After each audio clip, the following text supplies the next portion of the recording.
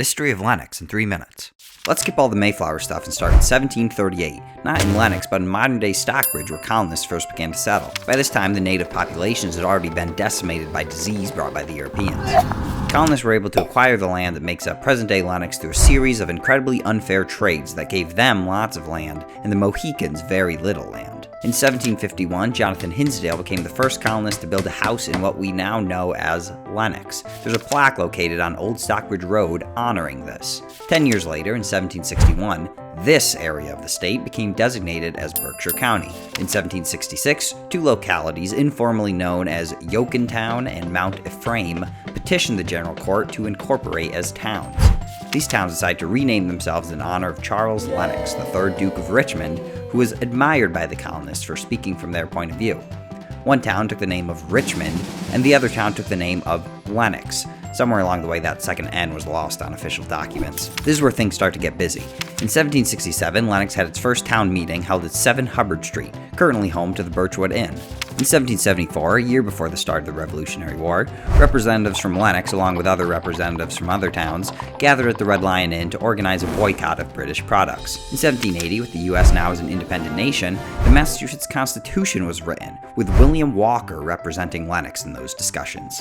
In 1803, the Lenox Academy is created, with students coming from all across the country. 1805, the Church on the Hill is built. In 1844, a man by the name of Samuel Ward builds a home in Lenox. Soon thereafter, his wealthy friends would follow and build houses of similar grandiosity. In 1853, the Glassworks comes to Lennoxdale. Around 1886, William Sloane builds Elm Court, and his brother, John, builds Windhurst, which then became Cranwell and which now has become Windhurst once again.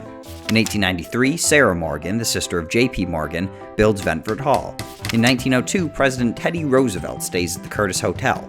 On that same trip, his horse-drawn carriage collides with a streetcar in Pittsfield and kills one of his Secret Service agents. In 1904, Edith Wharton builds the Mount. In 1909, a fire decimates the center of Lenox. This leads to the formation of the Lenox Fire Department. Despite that, in 1931, the Aspinwall Hotel burns down. In 1934, the Boston Symphony Orchestra comes to Lenox to hold a music festival. They apparently end up liking it here. In 1949, Route 7 is created to keep the trucks out of the main streets of town.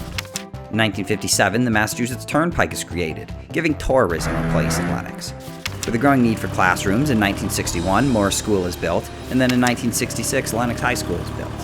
In 1977, there was a proposal to create a prison in Lenox. This was rejected, and instead we got Gripalu. And that brings us to the 80s and onwards, which most of you already know about, and which I wouldn't consider as history just yet. Also, nothing super notable happened. If you like this video, be sure to follow Berkshire Spotlight to see others like it.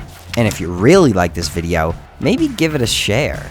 If you want to correct me on anything in this video, suggest a future topic, or just say hi, send a message to the Berkshire Spotlight Facebook page. Thank you very much for watching.